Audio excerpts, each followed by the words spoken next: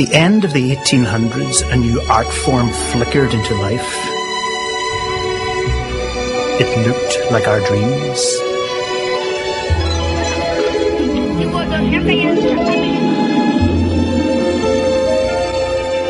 Movies are a multi-billion-dollar global entertainment industry now. But what drives them isn't box office or showbiz. It's passion, innovation.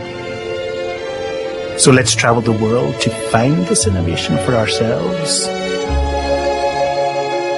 We'll discover it in this man, Stanley Donen, who made Singing in the Rain, and in Jane Campion in Australia, and in the films of Kyoko Kagawa, who was in perhaps the greatest movie ever made, and in Amitabh Bachchan, the most famous actor in the world, and in the movies of Martin Scorsese and Spike Lee, Lars von Trier and Akira Kurosawa. Welcome to the story of film, an odyssey, an epic tale of innovation across 12 decades, 6 continents, and 1,000 films.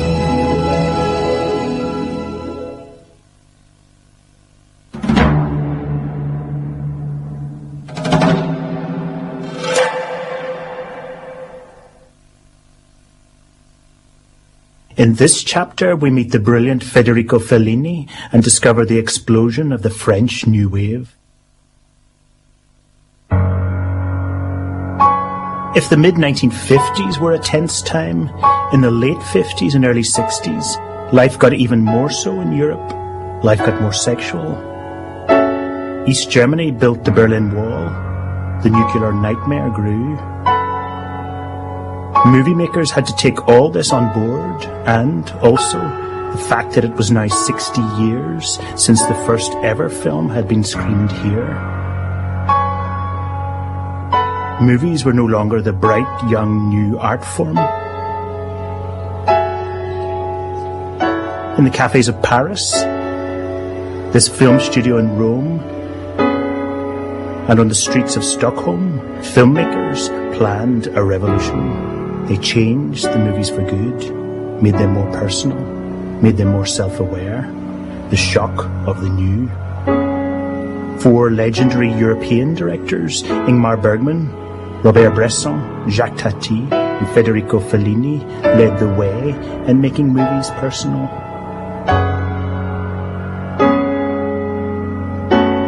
Here in Stockholm in the 50s, the curtain went up on the profoundly personal films of a director for whom cinema was like theatre.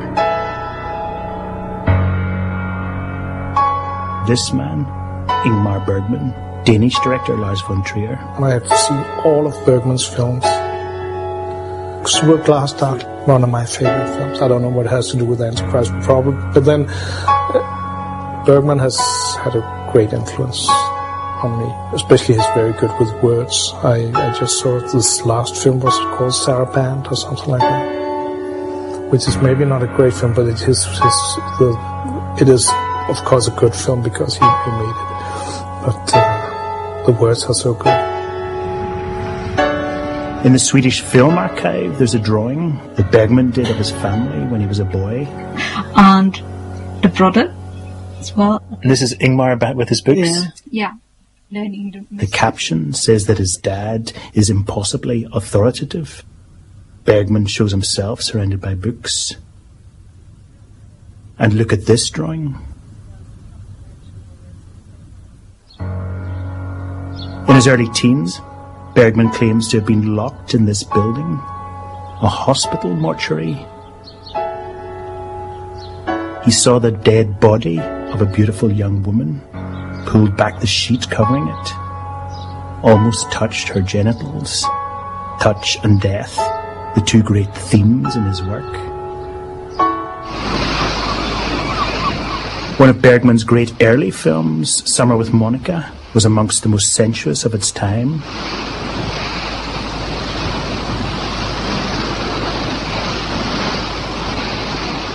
And not only was the sexuality modern, Bergman allowed actress Harriet Andersson to look straight into the camera.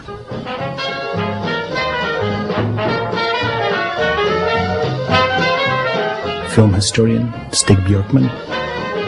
What struck Godard and some of his comrades from the new wave generation was the freshness in which Bergman had filmed the story, and this daring moment, of course, when Harriet Andersson looks intensely into the camera and the camera is drawn towards her and Bergman darkens the background behind her.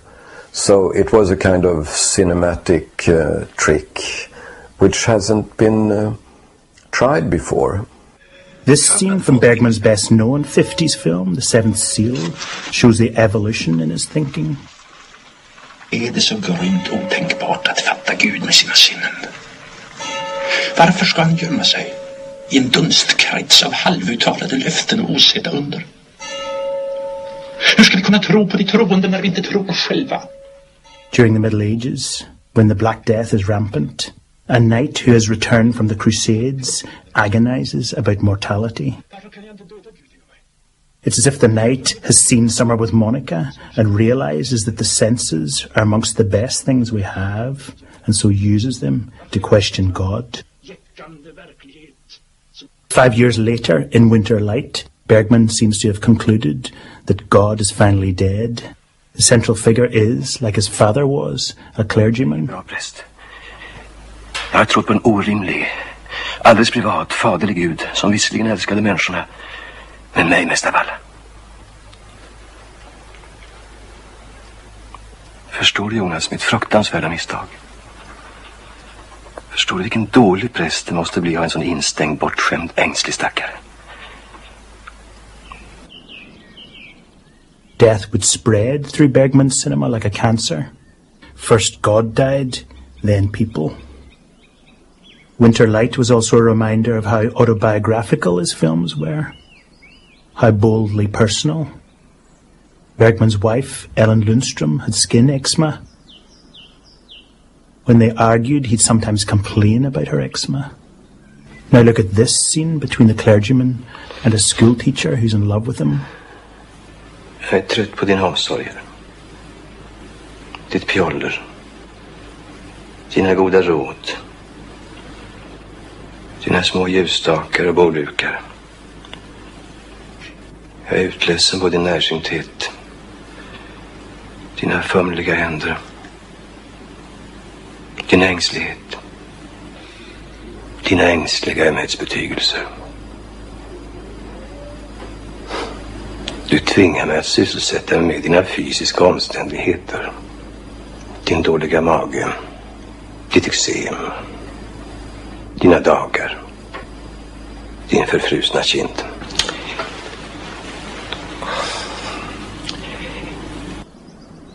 This is Bergman confessing his guilt about how he treated his wife and showing how people humiliate each other. Bergman's film Persona shows that not only did he use film as a confessional, he used it as a self-aware medium, just as modern artists had made painting self-aware. Towards the end of Persona, the film breaks down and seems to release a series of images which it had been repressing. Charlie Chaplin, a nail through a hand, an eye.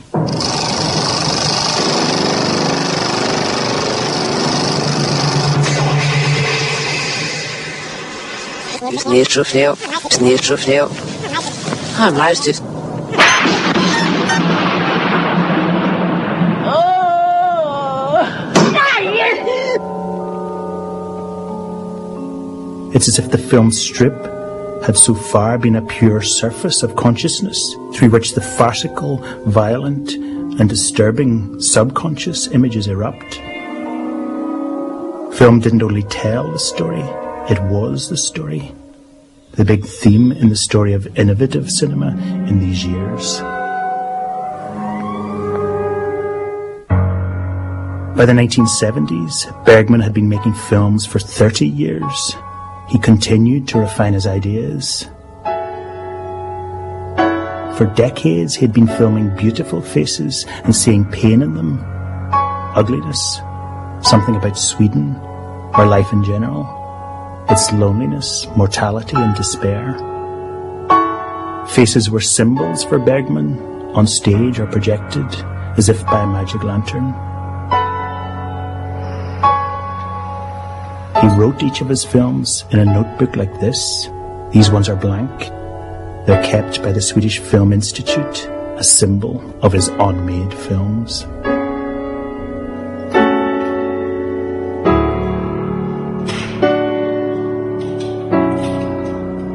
Where Bergman's central metaphor was the theatre, the second outstanding art film director of the time, Robert Bresson, thought of human life as a prison from which we must break out. This is where Bresson lived, the Ile de la Cité in Paris. Between 1950 and 1961, he made 4 films about imprisonment.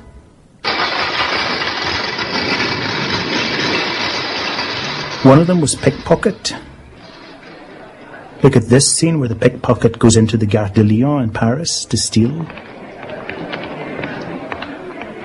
It's not exactly the searing, colourful melodrama of All That Heaven Allows or Mother India, both made in the same year. Are there plainer, less adorned images in film history? The lens is 50mm, the lighting's flat, the clothes are what ordinary people wear. There's no expression on the man's face. The composition isn't unusual in any way. Welcome to the world of Robert Bresson.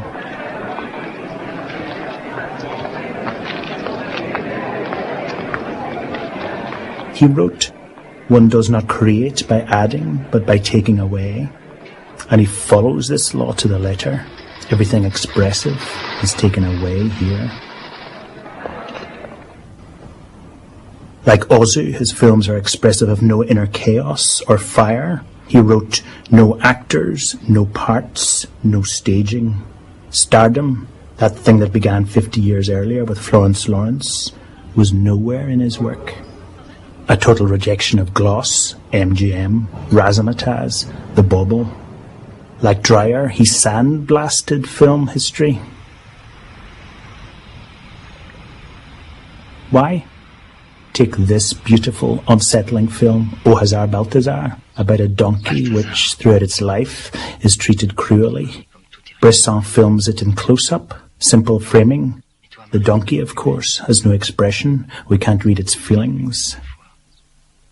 The pickpocket is blank like the donkey. By stripping out material things, by stripping movies of their 60 years of excess style. Bresson wanted to hint at what he called the invisible hand, directing what happens, the hand of God. His films are about the route to God.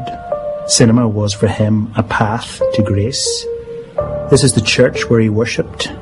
Once, walking in these gardens beside this church, Notre Dame, he saw something.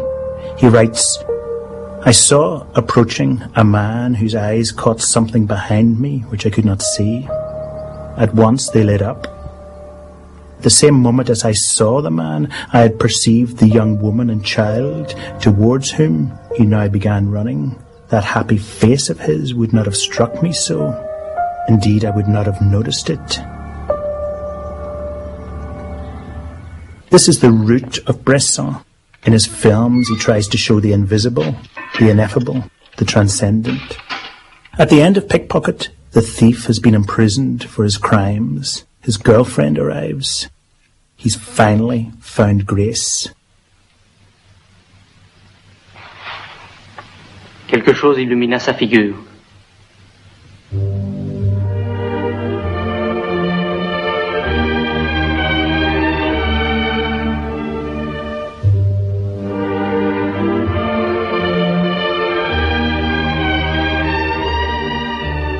This is where the prison metaphor in Bresson reveals its full richness. Oh Jeanne, pour aller jusqu'à toi, quel drôle de chemin il m'a fallu prendre.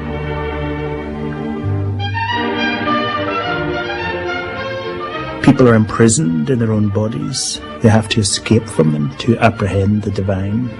Paul Schrader. I think Freud had a phrase for it. The representation of a thing by its opposite. If you push away far enough, you'll get there.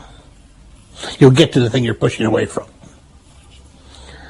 One thing that I did in Taxi Driver, we did in Taxi Driver, which is by doing what I called a monocular film, which is having the same character in every single scene, which I just kind of cribbed from Pickpocket and Bresson, and never letting the audience be privy to any other reality, any intercutting.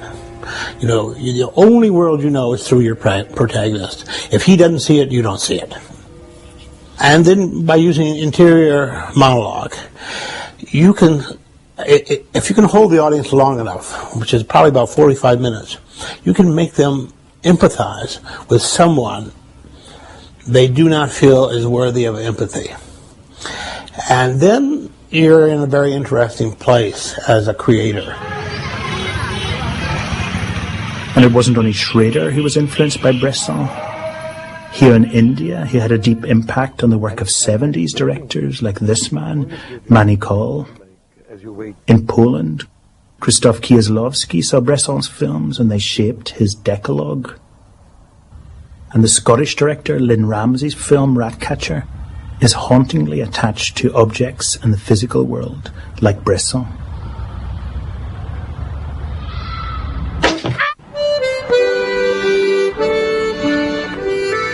Still in France, the third great unclassifiable director of the late 40s and 50s was Jacques Tati.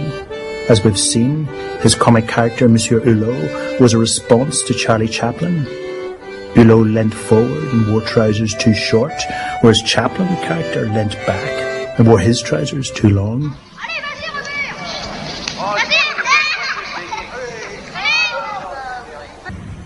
Tati knew a hairdresser called Lalouette, a happy bungler, a bull in a china shop, a holy fool, and based Hulot on him. Like Bresson and Ozu, Tati disliked strong storytelling, preferred little incidents, details. Scottish director Bill Forsyth. I think a lot of filmmakers think a story is the purpose of the film, and that the characters and the actors really have just got to service the story and take it to where it's going. And that seems to me to be the complete opposite of what should be happening, because there should be no story. I mean, we spend our lives inventing stories, but story actually doesn't exist. You know, we exist, and our apprehension of a story is how we explain the kind of meanderings that we take. So there's no such thing as the empirical story. You know, it's just what happens to people. Tati's film Mon Oncle show his and Hulot's feelings about modern life. Hulot lives in an old-fashioned, typically French part of town, onions round the door, charcuterie shops. Tati films the old world in warm sunlight. Hulot's nephew lives in a brand spanking new, ultra-modernist house in another bit of town. Tati films this in flat light. The new world's pretentious. Hulot's sister-in-law only turns on her fish fountain when important guests arrive. Oh, what a surprise! I was just passing and I... The buildings of modern architect Le Corbusier were very fashionable in the 50s. Tati filmed the old world, in part here, Saint-Maur, a traditional part of Paris. Modernity was coming here like an express train. Tati found the conflict delicious, hilarious. He made cinema laugh at modernity. And, like Bresson, he filmed with incredible rigour. He never used close-ups. He wanted to show the whole picture of a society, its comedy of manners. Sometimes key details appeared in a tiny part of the frame. In this famous scene in Mon Oncle, the frame doesn't move, but our eyes do. They follow Tati around the frame as he appears at each window. Hulot often looked lonely in Tati's frame.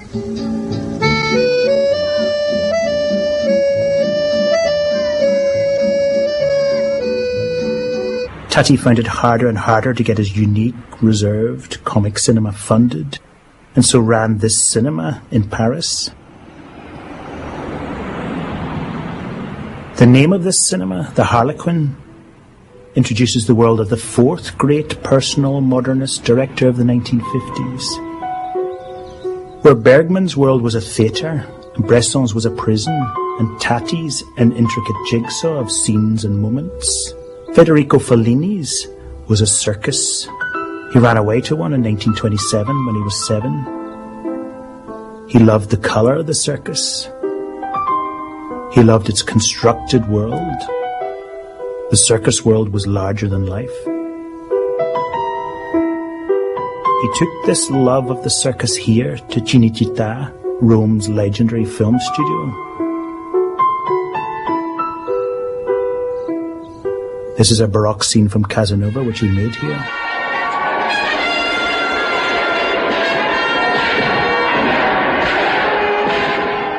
To Cinecittà, which became his home, he brought things from the real world, his childhood, neorealism even.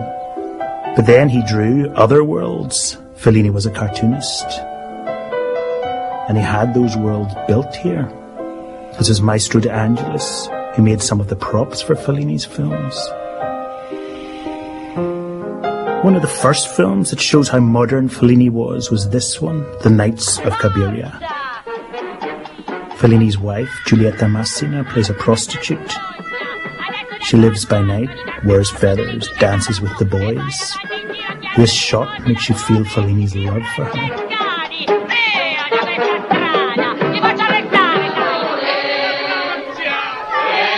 In the second half of the film, Fellini's greatness becomes apparent. Massina goes to a Catholic shrine. She asks for the Virgin Mary's grace, but nothing happens. In Bergman's The Seventh Seal, God was missing. In Knights of Cabiria, God is long gone and kitsch is all that remains. After this spiritual disappointment, Massina meets a man. He takes her to a cliff top. There, Fellini elevates his film once more. The crisp, bright Roman light becomes Scandinavian, like an early movie by Victor Sjöström. Beads of sweat appear on the man's head. Does he want to push her off? He takes her money and runs.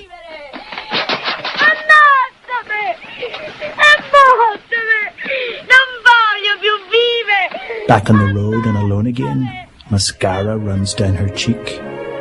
Out of nowhere, teenage musicians appear. She smiles slightly. Feelings in these late scenes cascade.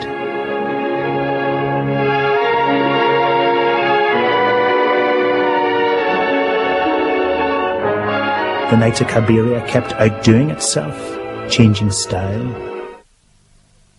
In the 60s, Claudia Cardinale was Fellini's muse.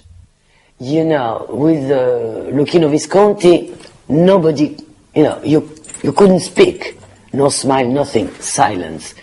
With Federico, everybody was shouting, singing, the telephone, everything. Because for him, the noise gave him inspiration. Just the opposite. In Fellini's film 8½, Marcello Mastroianni plays a director wanting to make a film. Cardinale plays the director's muse. I was very young when I did the movie. And to be the muse of Federico Fellini, it was incredible. The one when I'm the muse, all in white, and I'm running, and it's like I'm flying. It's incredible the way he could, change the image. He just transformé tout, quoi. It's incredible. And I bring the water to Marcello. Signore? It was decided at the last minute, everything. Because no script, everything was, improvisation. And I remember one scene also incredible, because I'm a terrible driver. And I said to Marcello, I'm not driving, I'm terrible. And when we are doing the scene, Federico was sitting next to me. And he was always asking me, you are in love with you. Who is the one you love? And after, Marcello has to say it. And you repeat what Federico said. Because no script, it was just improvisation. Claudia, di chi sei innamorata? Con chi stai? A chi vuoi bene? A te? Sei arrivata proprio in tempo, sai. I remember when you were on the set, he was always sitting there, looking at you like, with all the actors, he was like this. He loved the actors. Yes, totally free, and it was a marvelous atmosphere on the set, really. Fantasies mixed with memories, mixed with imagined conversations. The precedent was the stream of consciousness writing of James Joyce, but also the impressionist films of Abel Gance. David Cronenberg, Martin Scorsese, the Serb director Kusturica, and David Lynch have all been influenced by Fellini. It's hard to think of any filmmaker, apart from Charlie Chaplin and Alfred Hitchcock, who's been more influential. This is the opening scene of Woody Allen's Stardust Memories. Like the opening of 8½, the main character seems to have stepped out of his own life and is looking at it. Like there's a pane of glass between him and it. Like it's a party to which he hasn't been invited.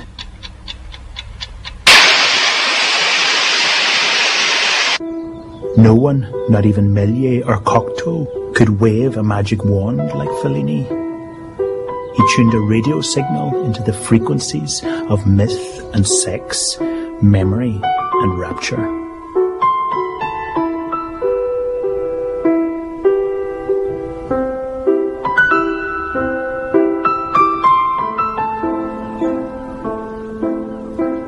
Bergman, Bresson, Tati and Fellini did so much to open up the form of cinema in Europe in the 50s and 60s. But then it was carpet bombed by French filmmakers. The story of film had been upended before in the 20s and again with Italian neorealism in the mid-40s. But this time was the biggie. The bombers, the French New Wave directors, saw great films here in the Cinémathèque Française. This was their rocket fuel. They'd sit in cafes like this and mix their passion for cinema with the new ideas about existentialism, an explosive combination. Paul Schrader. Movies were becoming an intellectual enterprise more and more. You were looking at the film school generation. The first generation of filmmakers that are coming at film from college. Before that, you came from newspapers, you came from theater, you came from TV, but now you're starting to come as film buffs. And therefore, the average film director is more intellectual, more self-aware. As a result, he starts looking at Europe because, that tradition was already alive and well at that time. The idea of the intellectual cinema and the camera stylo and all of that. The first great New Wave director, Agnes Varda, made this film, which perfectly captures the spirit of the New Wave, its sense of drifting through modern-day cities. Cleo from 5 to 7 starts in black and white and colour, when a woman's told by a tarot reader that she's got cancer. Oui, c'est grave, mais il ne faut rien exagérer. Tirez encore une carte. The woman's shocked and heads out onto the streets. Shots from her point of view. Real streets, real people. She gets lost in her own thoughts. The woman goes to a park. She's gradually less weighed down by her apparent diagnosis. She seems almost carefree. Then she meets a man. They get lost in each other's worlds. The woman starts to feel something like joy. Varda captured the flow of thought, its unpredictability. Je regrette de partir. Je voudrais être avec vous. Vous y êtes? Il me semble que je n'ai plus peur. Et il me semble que je suis heureuse.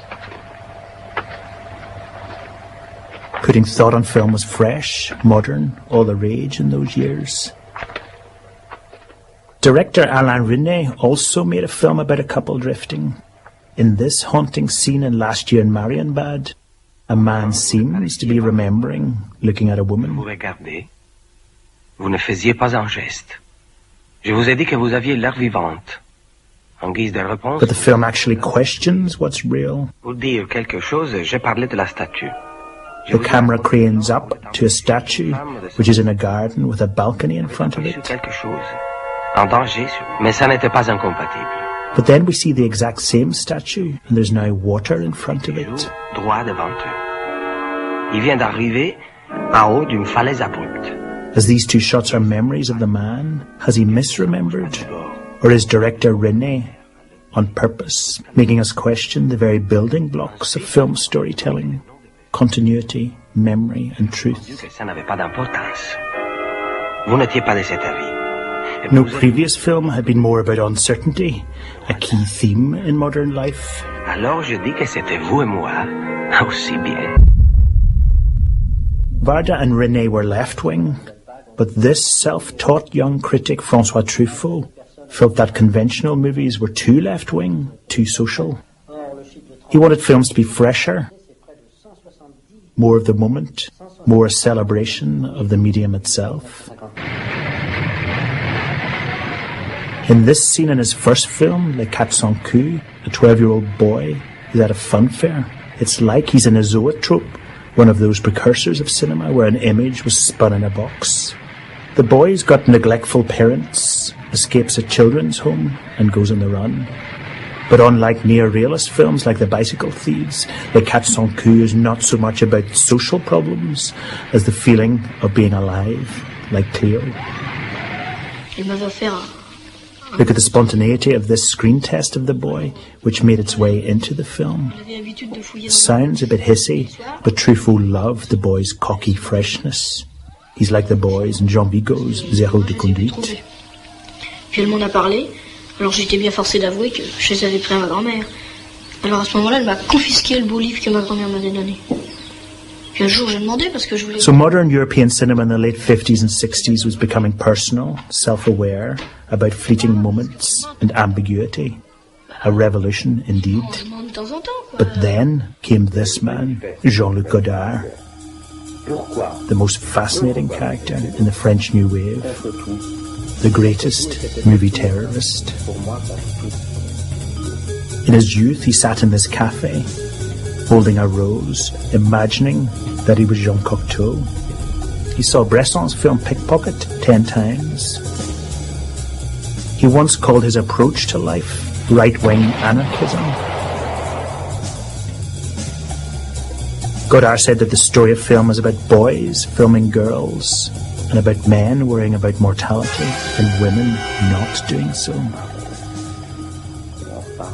As we've seen, the great Catholic French critic André Bazin said that cinema is best when the shot's wide, when our eyes can wander within it. But Godard was such a loner, someone said that he had a frenzied individuality, that he preferred close-ups, which isolated people from the world. And so, when Godard eventually came to make his first film, what did it look like? This. A car thief with an American girlfriend. Close-ups filmed by cameraman Raoul Coutard, using short rolls of film sold for stills cameras. The back of her head, then cut. The same angle, same girl, same hair, same speed, then cut again. Parce que je suis triste. As we've seen from the days of Edwin S. Porter's The Life of an American Fireman onwards, a cut almost always took place to show something else. But Godard uses cuts to show the same thing, but with the sunlight from a different direction, or a slightly different background. There'd been jump cuts before in movies. In this Soviet film, for example, they're used to show a man's mental agitation.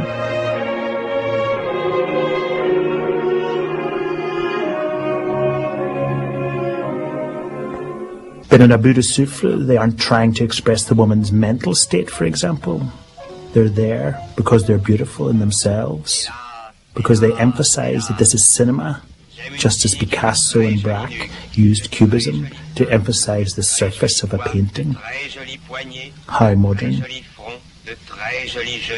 Godard and Francois Truffaut saw cinema not as something that simply captures real life, but that's part of it, like love or cafes.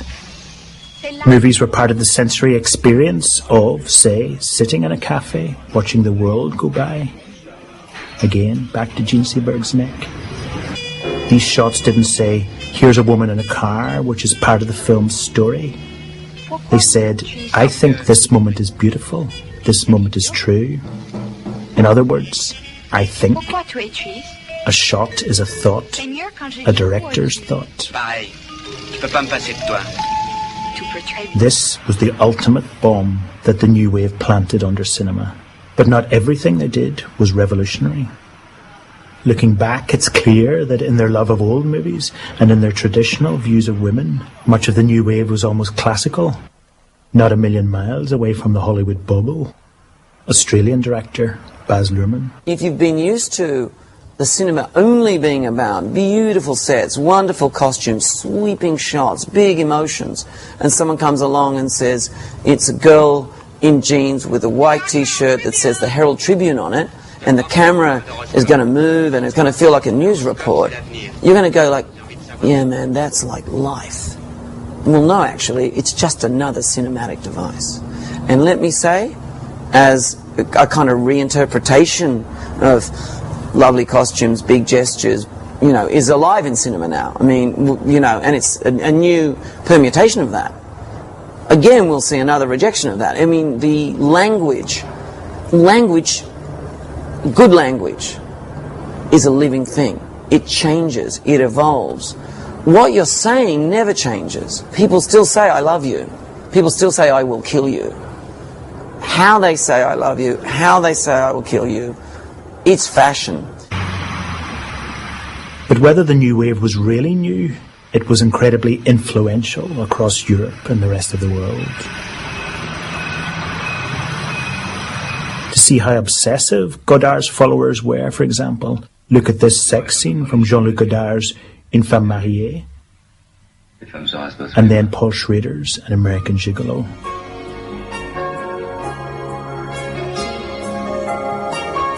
The same framing, body parts, camera angles, blank background. In a European art film, Godard breaks the space up into pieces and the body into parts. In a mainstream American film, Schrader does the same. But this was only the beginning. The new wave of modern cinema swept across the whole of Europe.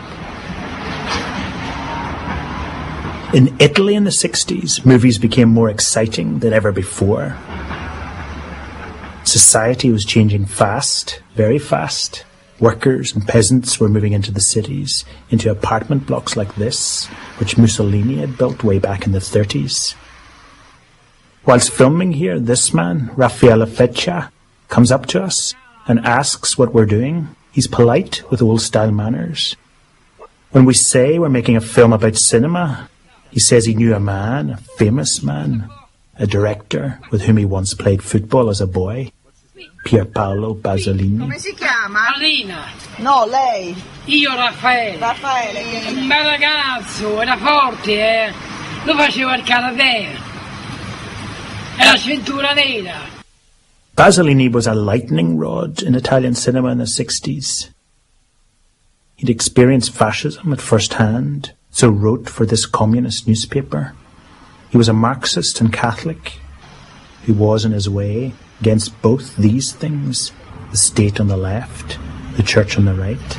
He was a poet, he was gay, and he used the word stupendous a lot. His life and work were stupendous. He was born in the north, but hung out here, where the people weren't rich, where the guys were young, where 60s consumerism hadn't yet corrupted. Accattone, Pasolini's first film as director, passionately captured his life experiences.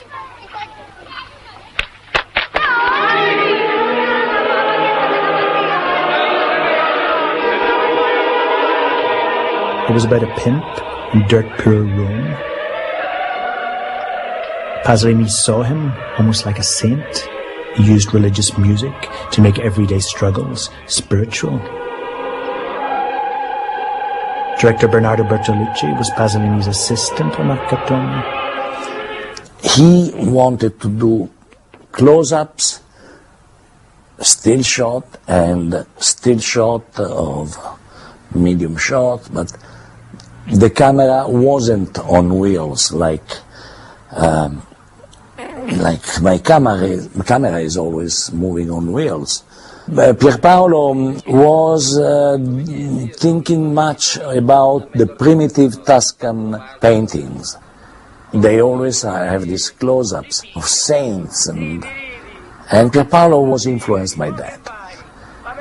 And in fact, in everything, in the novels, in the poems, in the movies, a kind of strong sense of the sacred, so that even a face of a pimp would become a saint from the painting. He was, in fact, a fantastically religious person.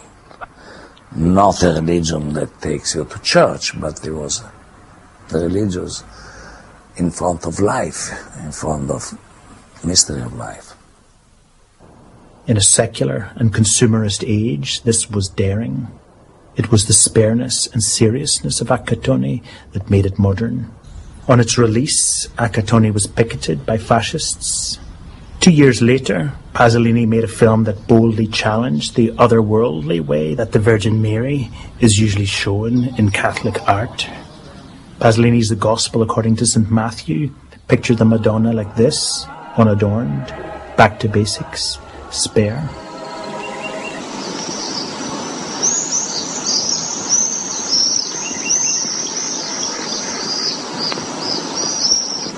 In order to show his cinematographer what he had in mind, he took him to see this film by the great paint stripper in film history, Carl Theodor Dreyer.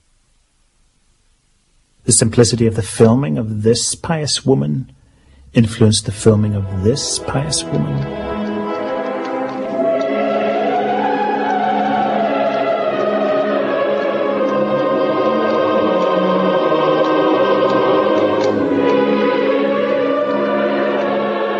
And Pasolini wanted to strip the paint not only from cinema, but from life.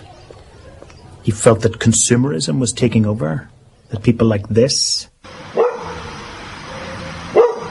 turning into people like this.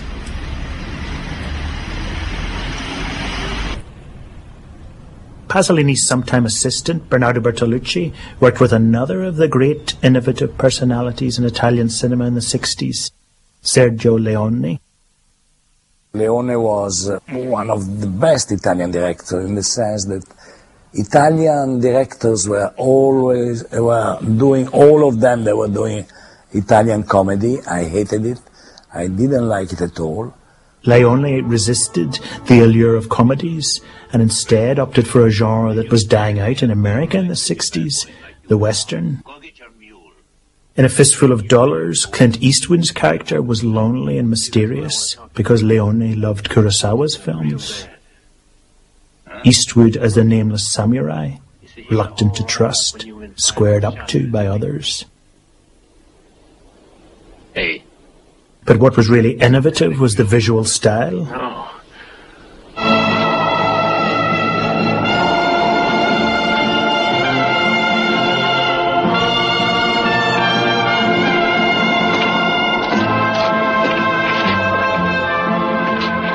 In this scene, for example, the foreground and background are far apart, but sort of in focus. This was rare in widescreen cinematography. Usually shallow staging was used. Leone could do deep staging because the Italians invented something called technoscope in 1960. Leone was the first director to exploit this to the full. It gave his imagery a dramatic, epic quality. Imagine that these two poles are, say, Sergio Leone gunfighters. In conventional widescreen shallow focus, one of them would always be out of focus. Technoscope allowed Leone to have both in focus. Leone's great epic western, Once Upon a Time in the West, took these innovations and applied them to a mythic screenplay, co-written by Bertolucci. It was great, because also it was my only way, through a western, to smell a bit of what I liked, which was very much the Hollywood movies of those years. Once Upon a Time in the West's famous opening sequence shows gunmen waiting for a train that's bringing the man they're to kill.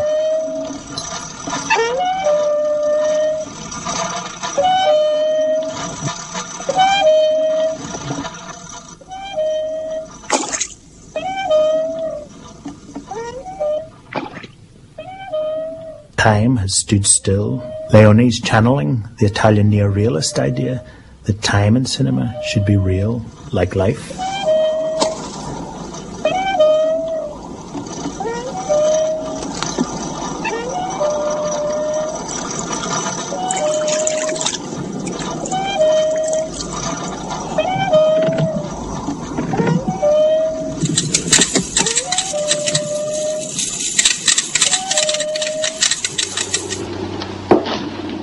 Screenwriter Bertolucci and Leone had seen Nicholas Ray's film Johnny Guitar, the classic western in which Joan Crawford prowls like a cat as she waits for the railroad to come to bring modern life to the West. They loved this idea of waiting for the future and used it here. In Once Upon a Time in the West, the train also brings Claudia Cardinale, a widow who inherits a homestead. I mean, I'm the only woman there. I'm surrounded by men. We start on the train. It was in Spain.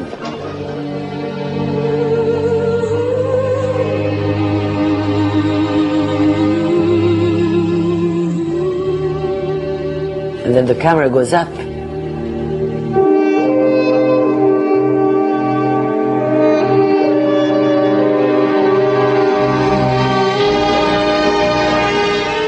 I am in America. Leone has this shot rise up as if to view the whole of human history. He invented this slow motion on your body. And you know what he did also, something, the first one. Before we start the scene, he put the music of the film.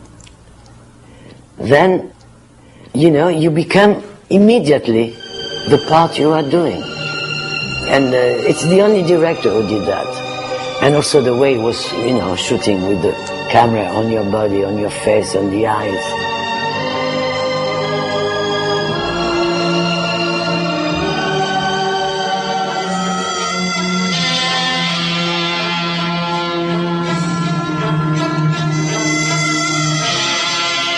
Like a bout de souffle, this climatic gunfight in Once Upon a Time in the West is about films themselves, the pleasure of watching them for their own sake.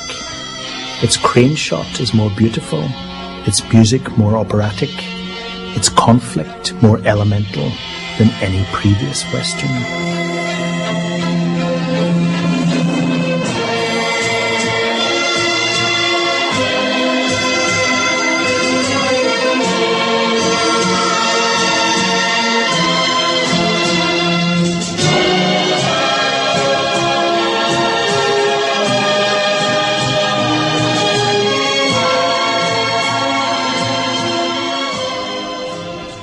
Leone's work casts a long shadow. The best Western director of the 70s, Sam Peckinpah, said that he'd be nothing without Leone. Stanley Kubrick said that Leone influenced A Clockwork Orange. Baz Luhrmann's Romeo and Juliet has several Leone sequences, and Martin Scorsese and John Milius learnt from him. But there was still more to the Italian New Wave in the 1960s. Count Don Lichino Visconti di Modrone, one of the country's leading aristocrats, was born and brought up in this palazzo, about as unmodern a place as you could find. In the 30s, he escaped fascist Italy and became a communist. In the 50s, he directed opera in Milan. The scale and emotions of opera entered his film work.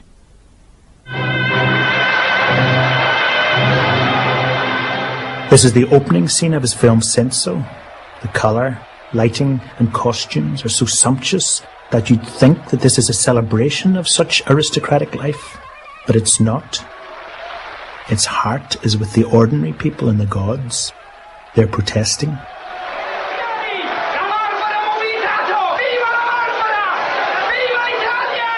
They look down on the aristocrats.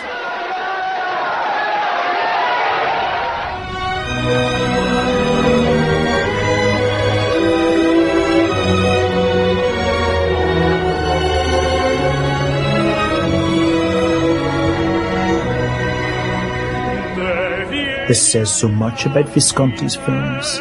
He was a master of the crane shot, but instead of using it to celebrate the aristocratic world, he used it to float through that world, look down on it, fascinated, attracted and repelled. As a Marxist like Pasolini, he thought that workers and peasants had the greatest moral authority in society. And in this film, Rocco and his brothers, we can again see Visconti's sympathies for the poor. Alain Delon on the left here is from a poor family that has moved north to Milan to find work. The story shows the hard social detail of such lives. But look at the bruised beauty of the people and the cinematography. Ma se è questo che vuoi, ti giuro te ne pentirai. Te ne pentirai e sarà tardi. Ti odio, ti odio, ti odio, ti odio. Visconti films from the top of the Milan Cathedral, another crane's eye view, you could say. And he films some scenes in a moving tram, a kind of working class crane shot. Society and beauty. It's as if Marxism itself was a crane shot.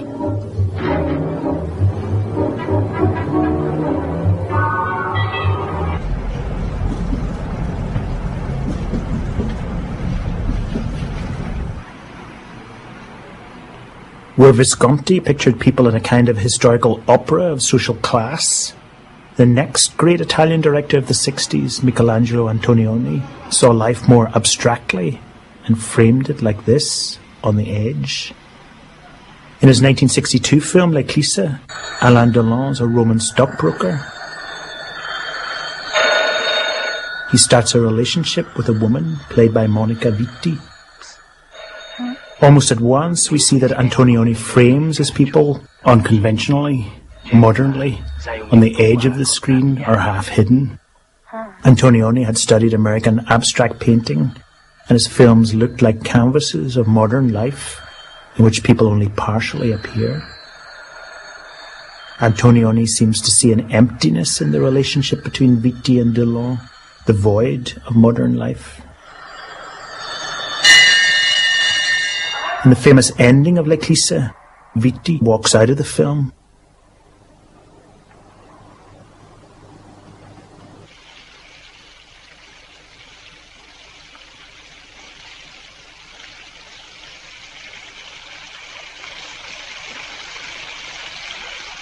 Never to reappear.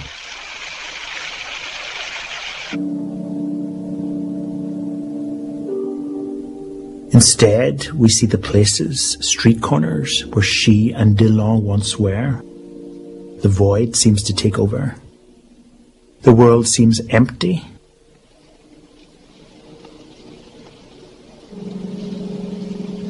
As if everyone is indoors or dead.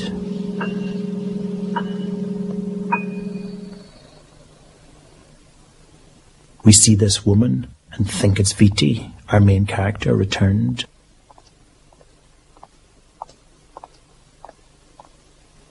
But it's not. It's just another anxious passerby. As we've seen, the people in the films of the great masters of 50s art cinema, Robert Bresson, Federico Fellini and Ingmar Bergman, are at the centre of the movies, and the films themselves are based on closed worlds, prisons, circuses, the theatre. Antonioni's people on the edge of the frame are as unhappy as Bergman's or Bresson's.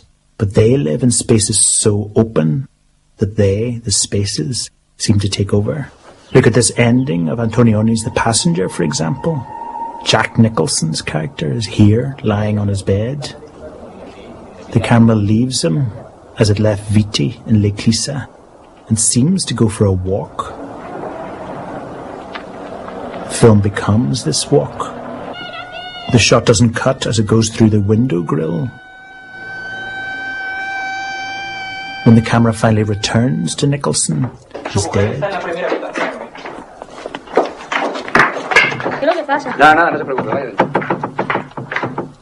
Whereas Bergman's characters seem to spiral inwards, Antonioni's spiral outwards. They disperse. This is the first time in the story of film that characters have dissolved into space. Antonioni's sense of what a human being is, a figure that can disperse, was almost Buddhist or Socratic. His long, slow, semi-abstract shots paved the way for three great European directors of the future: Hungary's Miklos Jancsó and Béla Tarr, and Greece's Theo Angelopoulos. This is the second shot in Angelopoulos' film The Travelling Players. The camera slowly withdraws. The shot's about the street as much as the people. In conventional cinema, this would establish the location, then we'd cut to a close-up. Angelopoulos doesn't give us the close-up. Antonioni's films weren't exactly a bundle of laughs, but in Italy's fellow southern European country, Spain, the new wave sweeping through world cinema in the 60s manifested itself in comedy. Take this film, The Wheelchair. The man standing in the middle is Don Anselmo. His wife has died and he's bored. There's nothing wrong with his legs, but he wants a motorized wheelchair because all his friends have one, and it seems fun. You can meet in the park. What was new here was the edgy, nonconformist tone. Spain was still governed by its right-wing dictator, General Franco, so filmmakers weren't free to experiment openly. But The Wheelchair took a social problem, the living conditions of an old man, and mocked it. The film opens with men marching with toilets on their head, making fun of Franco's military marches. In the end, frustrated, Don Anselmo ends up poisoning his family.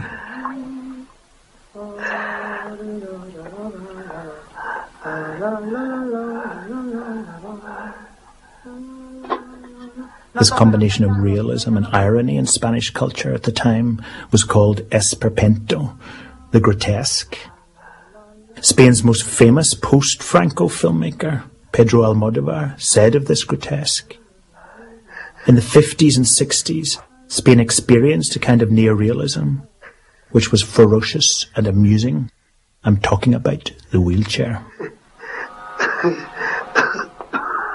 Almodóvar's 1984 film, What Have I Done to Deserve This?, features the same kind of dysfunctional family as The Wheelchair. The tone, heartfelt, funny, absurd, is just like The Wheelchair. The grandmother detests city life and just wants to go back to her village. Qué frío hace en este Madrid.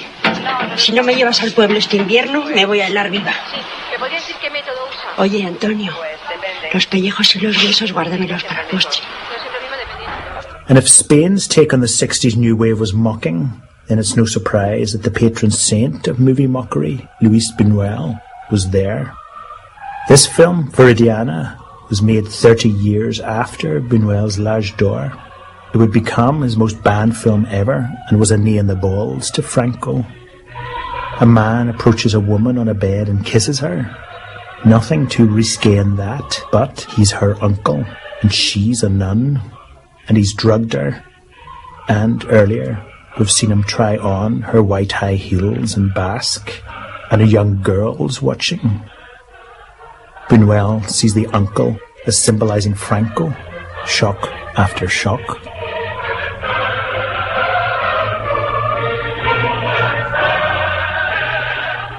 And finally, in Sweden in the 60s, the modernist new wave surged. This notorious Swedish film, Vilgot Sherman's I Am Curious Yellow, was about a young woman who confronts life head on. In this scene, her burning belief in social justice starts to come apart because of a bad experience in her personal life. To cut the scene as if she's talking to Martin Luther King is daring indeed. Politics as fantasy. Hopp på nu, Martin. Jag är jävligt ledsen för att jag inte står pall när det gäller.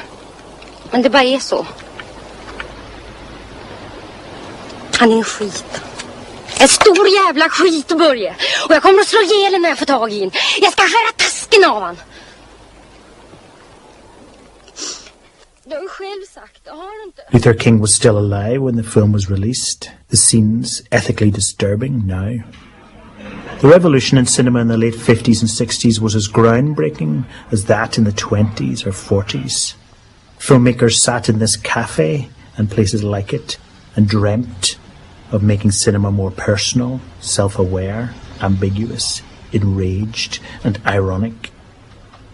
They achieved these things and, as we'll see, influenced movie making around the world.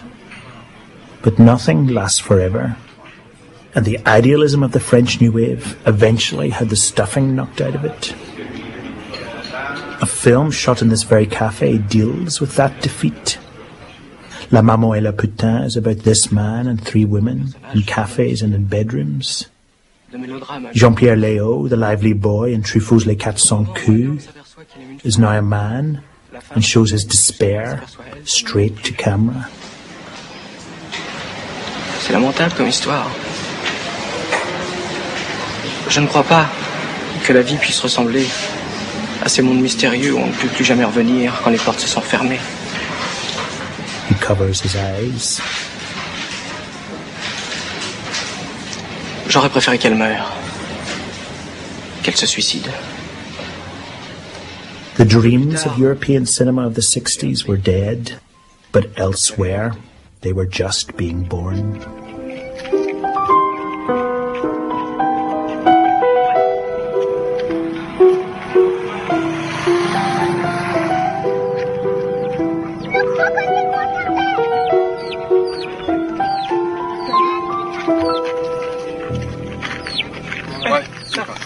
Ja, så.